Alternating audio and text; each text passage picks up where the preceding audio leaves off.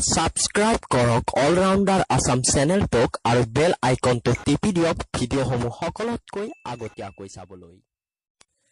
কাজিৰঙা বুলি ক'লে আমাৰ মনলৈ আহে এশিঙীয়া গড়ৰ কথা।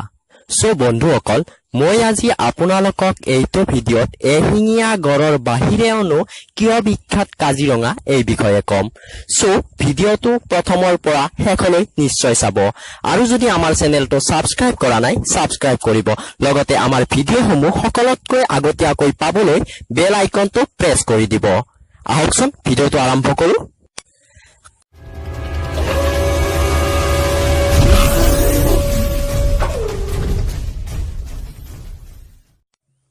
অসমৰ কাজিৰঙা হৈছে পৃথিৱী বিখ্যাত এখন ৰাষ্ট্ৰীয় উদ্যান।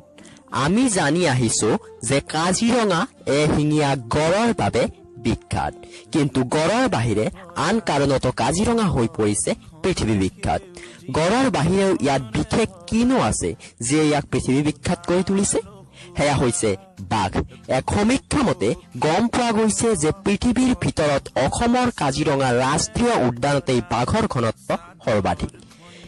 ইয়াত প্ৰতি বৰ্গ কিলোমিটাৰত 32টাকৈ বাঘ পোৱা গৈছে।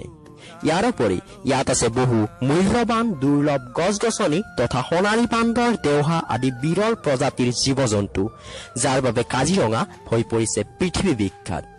প্ৰতি বছৰে দেশ বিদেশৰ বহু পৰ্যটক ইয়ালৈ আহে। যি কি নহওক, আহকচোন চাওঁ কাজিৰঙাৰ কিছু দৃষ্টিনন্দন দৃশ্য।